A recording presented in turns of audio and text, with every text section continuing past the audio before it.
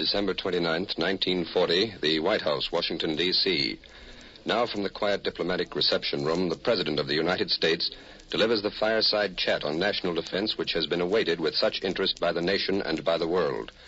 Radios in Iowa and in Hawaii, radios in Oregon and Wake Island, radios throughout the United States and its possessions, radios in the Western Hemisphere from Canada to the Argentine are turned on tonight so that the peoples of North and South America can hear President Roosevelt as he crystallizes the defense program of the United States.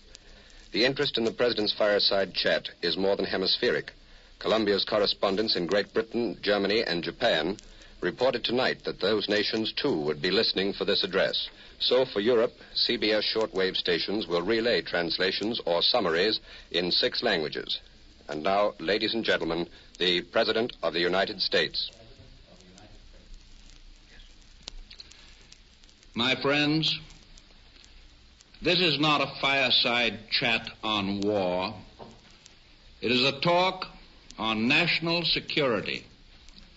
Because the nub of the whole purpose of your president is to keep you now and your children later and your grandchildren much later out of a last-ditch war for the preservation of American independence and all of the things that American independence means to you and to me and to ours. Tonight, in the presence of a world crisis, my mind goes back 8 years to a night in the midst of a domestic crisis.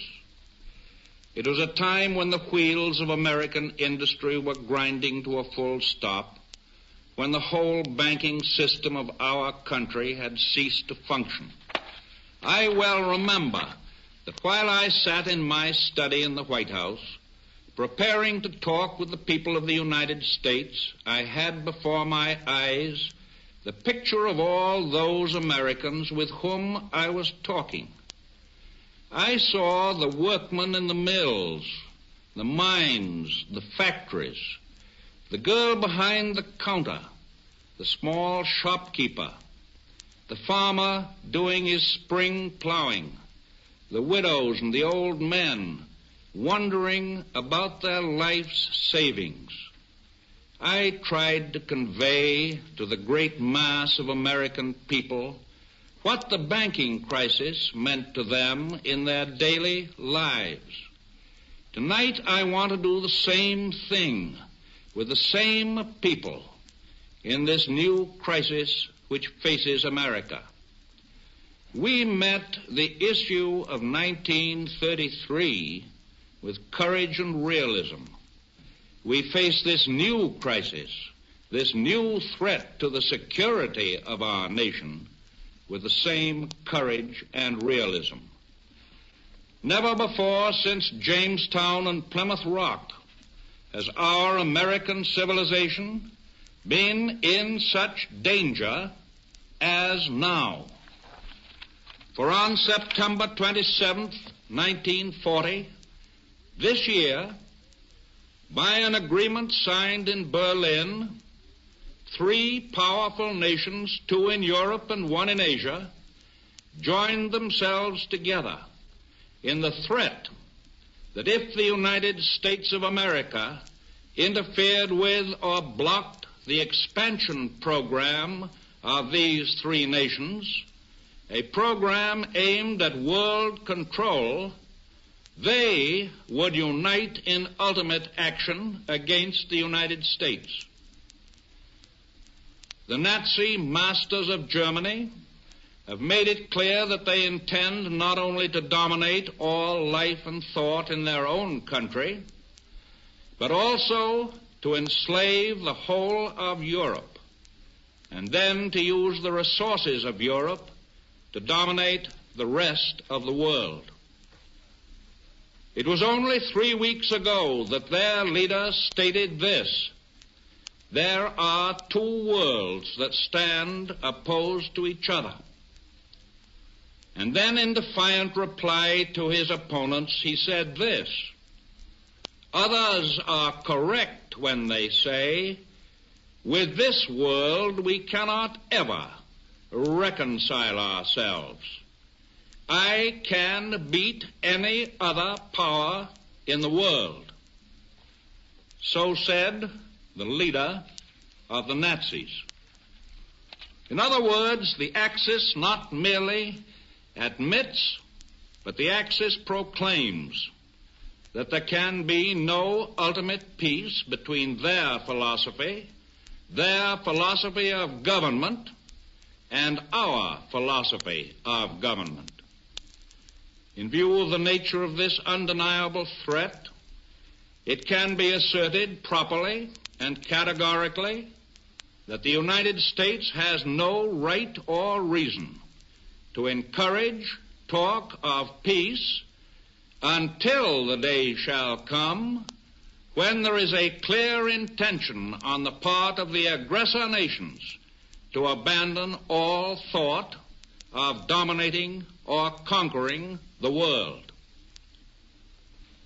At this moment, the forces of the states that are leagued against all peoples who live in freedom are being held away from our shores. The Germans and the Italians are being blocked on the other side of the Atlantic by the British and by the Greeks and by thousands of soldiers and sailors who are able to escape from subjugated countries. In Asia, the Japanese are being engaged by the Chinese nation in another great defense. In the Pacific Ocean is our fleet. Some of our people like to believe that wars in Europe and in Asia are of no concern to us, but it is a matter of most vital concern to us that European and Asiatic war makers should not gain control of the oceans which lead to this hemisphere. 117 years ago, the Monroe Doctrine was conceived by our government as a measure of defense in the face of a threat against this hemisphere by an alliance in continental Europe. Thereafter, we stood guard in the Atlantic with the British as neighbors. There was no treaty. There was no unwritten agreement.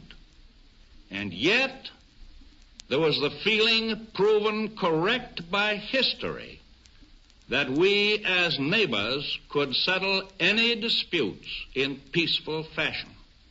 And the fact is that during the whole of this time, the Western Hemisphere has remained free from aggression from Europe or from Asia.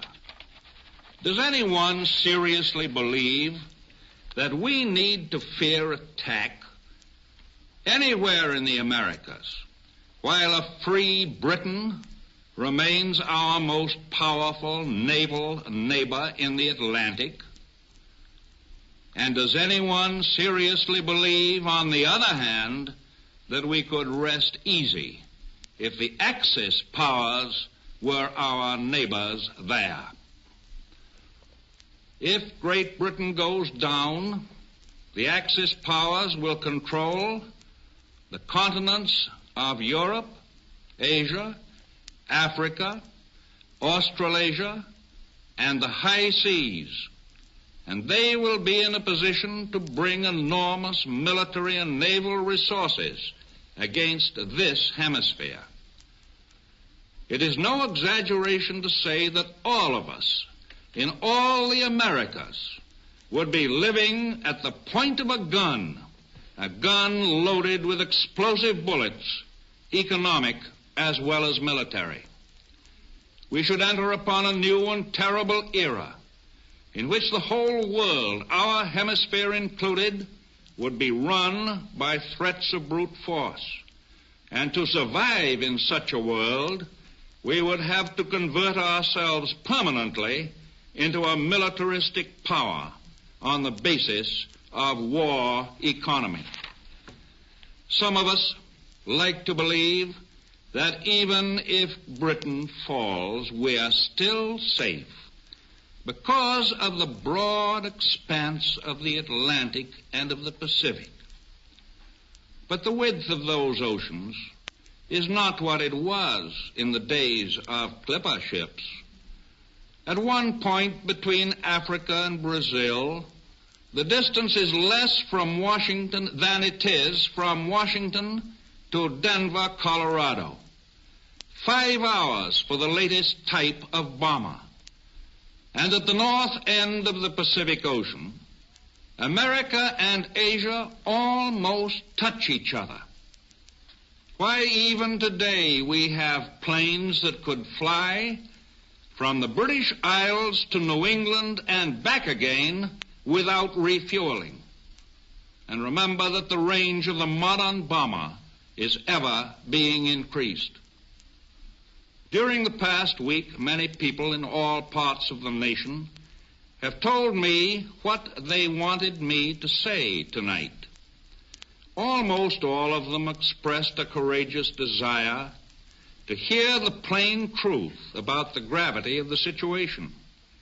One telegram, however, expressed the attitude of the small minority who want to see no evil and hear no evil, even though they know in their hearts that evil exists. That telegram begged me not to tell again of the ease with which our American cities could be bombed by any hostile power which had gained bases in this Western Hemisphere.